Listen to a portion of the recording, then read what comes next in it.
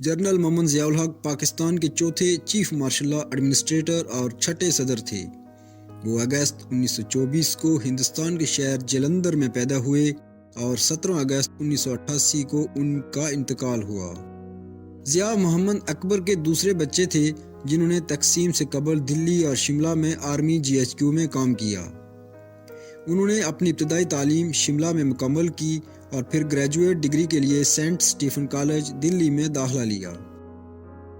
Graduation کرنے کے بعد ضیاء الحق نے 1943 میں برٹش انڈین آرمی میں شمولیت اختیار کی۔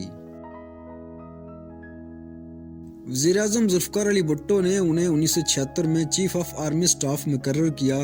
ضیاء الحق کو ترقی دینے کے لیے 7 لیفٹیننٹ جنرل ریٹائرڈ ہونے کے بعد 4 اسٹار رینک پر 5 جولائی 1977 کو ضیاء الحق نے بڑے پیمانے پر پھیلے ہوئے سول ڈس آرڈر کا فائدہ اٹھاتے ہوئے حکمران وزیر اعظم ذوالفقار علی بھٹو کا تختہ الٹنے کا منصوبہ بنایا۔ 80 کی دہائی میں اقتدار حاصل کرنے کے بعد ضیاء الحق اپنے ہاتھ میں زیادہ سے زیادہ اختیارات حاصل کرنے میں کامیاب ہوئے اور پاکستان میں تمام مخالف قوتوں کو آہستہ آہستہ نیست و نابود کر دیا۔ ابتدائی طور پر انہوں نے چیف مارشل لا ایڈمنسٹریٹر کے طور پر اپنی حکمرانی کا آغاز کیا، لیکن بعد میں پاکستان کے صدر بن گئے۔ ضیاء الحق نے ذوالفقار علی بھٹو کی سب سے بڑی بیٹی بینظیر بھٹو کی زیر قیادت سیکولر کمیونسٹ اور سوشلسٹ جمہوری جدوجہد کو زبردستی کچل دیا۔ ضیاء الحق نے بھٹو کی سابقہ اقتصادی پالیسیوں کو ترک کر دیا اور ان کی جگہ سرمایہ‌داری اور پاکستان کی بڑی صنعتوں کی نجکاری کر دی، جنہیں بھٹو نے 1970 کی دہائی میں قومی تحویل میں لیا تھا۔ ان کے دور حکومت میں پاکستان کی معیشت جنوبی ایشیا کی سب سے تیزی سے ترقی کرنے والی معیشت بن گئی۔ تاہم اقتصادی اور سماجی تبدیلی کے اس دور میں ضیاء الحق نے 1980 کی دہائی میں سیاسی حریفوں کو روکا اور پرتشدد طریقے سے نمٹا۔ اس کے دور کو اکثر بڑے پیمانے پر فوجی جبر کا دور سمجھا جاتا ہے، جس میں لاکھوں سیاسی حریفوں، اقلیتوں اور صحافیوں کو پھانسی دی گئی یا ان پر تشدد کیا گیا۔ ملکی طور پر ضیاء الحق نے ایٹمی ترقی کے استحکام کا آغاز کیا جو پہلے ذوالفقار علی بھٹو نے شروع کیا تھا۔ انہیں ڈی نیشنلائزیشن اور ڈی ریگولیشن اور ریاست کی اسلامائزیشن کے لیے بھی یاد کیا جاتا ہے۔ ان کے دور میں بلوچ شورش ختم ہو گئی۔ وہ اپنی خارجہ پالیسی کے لیے سب سے زیادہ یاد کیے جاتے ہیں۔ افغانستان پر 1979 کے سوویت حملے کے دوران مجاہدین کی تحریک کو سبسڈی دینا، جس کی وجہ سے سوویت روس افغانستان سوشلسٹ جمہوریہ سے انخلا ہوا۔ ضیاء الحق نے سوویت افغانستان اور اس کے اتحادی سوویت یونین کے ساتھ ایک غیر اعلانیہ خفیہ جنگ شروع کر دی۔ ضیاء الحق نے خفیہ فنڈنگ اور پاکستان اور بیرون ملک انٹیلیجنس آپریشنز کی توسیع کی اجازت دی۔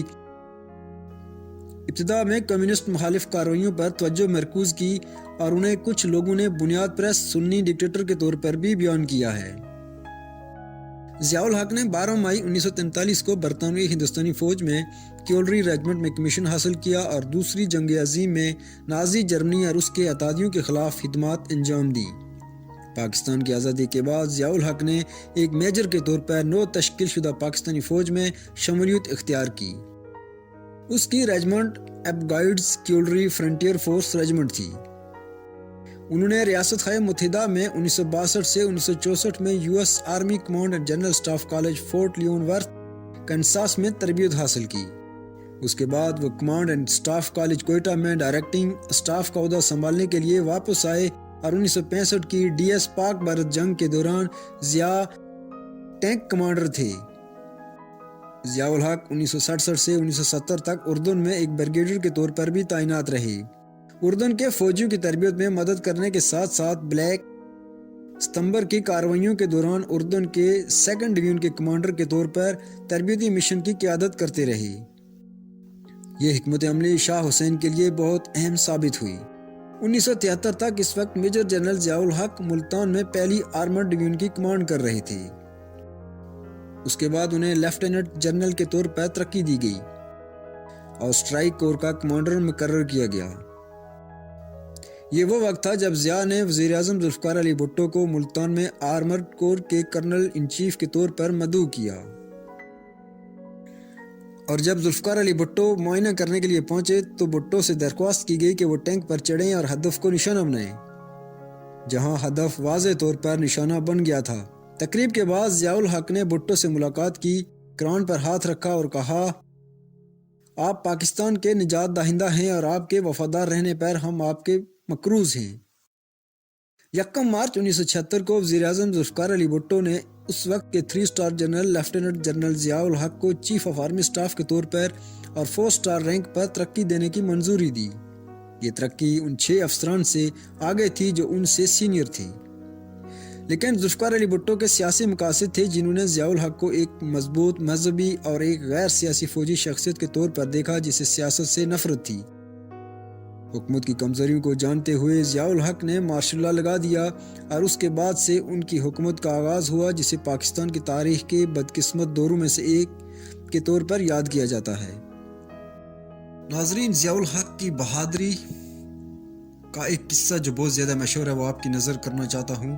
1987 میں جب ہندوستان نے راجستھان کی سرحد پر آرمی تعینات کر دی اور راجیو گاندھی نے اسے پاکستان پر حملہ کرنے کی تیاری کا حکم دے دیا، دونوں ملکوں کے درمیان کشیدگی عروج پر پہنچ گئی تو جنرل ضیاء الحق بغیر دعوت کے ہندوستان پہنچ گئے۔ وہاں جے پور میں پاکستان اور انڈیا کا میچ چل رہا تھا۔ ابتدا میں راجیو گاندھی ضیاء الحق سے نہیں ملنا چاہتے تھے، لیکن کابینہ اور اپوزیشن نے انہیں مجبور کر دیا کہ وہ ضیاء الحق کا ایئرپورٹ جا کر استقبال کریں، کیونکہ اگر وہ ایسا نہیں کریں گے تو عالمی سطح پر ایک منفی پیغام جائے گا۔ چنانچہ راجیو گاندھی ایئرپورٹ پہنچ گئے۔ جب ضیاء الحق اپنے جہاز سے اترے تو راجیو گاندھی نے ان سے ہاتھ ملایا، لیکن چہرہ دوسری طرف کر دیا۔ ملاقات کے بعد راجیو گاندھی نے اپنے سیکرٹری بہرام کو کہا کہ جنرل صاحب میچ دیکھنے جا رہے ہیں، آپ ان کے ساتھ رہیں اور ان کا پورا خیال رکھیں۔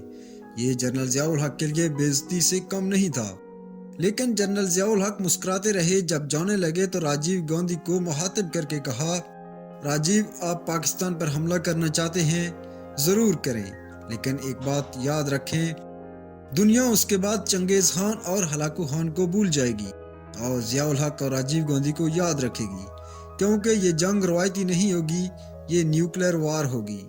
ہو سکتا ہے پاکستان تباہ ہو جائے، لیکن مسلمان پھر بھی رہیں گے، مگر دنیا میں کوئی ہندو ملک نہیں بچے گا۔ راجیو گاندھی کے سیکرٹری کا کہنا تھا کہ یہ الفاظ کہتے ہوئے ضیاء الحق دنیا کے سب سے خطرناک ترین شخص لگ رہے تھے، اور اس کے بعد راجیو گاندھی کی پیشانی پر پسینہ آ گیا۔ اگست 1988 کو باولپور پنجاب کے قریب ایک مشتبہ ہوائی حادثے میں ضیاء الحق اپنے کئی اعلیٰ جرنیلوں اور ایڈمرلز اور پاکستان میں اس وقت کے امریکی سفیر ارنالڈ لیوس رافیل کے ساتھ ہلاک ہو گئے۔